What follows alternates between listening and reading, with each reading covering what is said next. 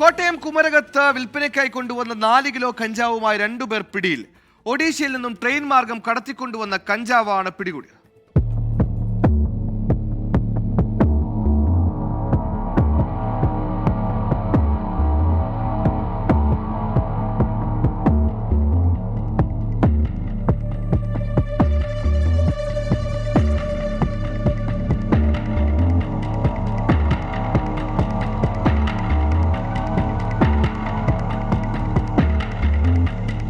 വേലൂർ സ്വദേശി സലാഹുദ്ദീൻ, പാലക്കാട് സ്വദേശി ഷാനവാസ് എന്നിവരാണ് പിടിയിലായത്.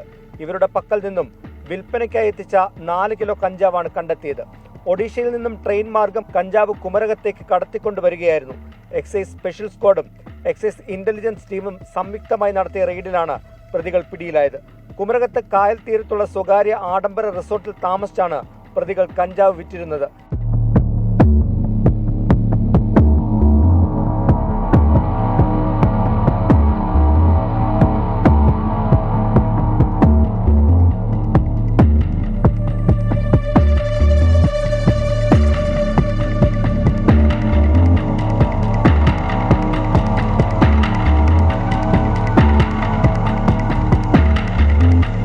ഇടപാട് നടത്തുന്നതിനായി പുറത്തിറങ്ങിയപ്പോഴാണ് മഫ്തിയിലെത്തിയ എക്സൈസ് സംഘം ഇവരെ പിടികൂടിയത്. കുമരകത്തും കോട്ടയത്തിന്റെ പടിഞ്ഞാറൻ മേഖലയിലും എറണാകുളം ബോൾഗാട്ടി പരിസരങ്ങളിലും കഞ്ചാവും മറ്റ് ലഹരി മരുന്നുകളും എത്തിക്കുന്ന പ്രധാന കണ്ണികളാണ് ഇവരെന്നാണ് എക്സൈസ് പറയുന്നത്. പ്രതികളെ കോടതിയിൽ ഹാജരാക്കി റിമാൻഡ് ചെയ്തു. 24 കോട്ടയം.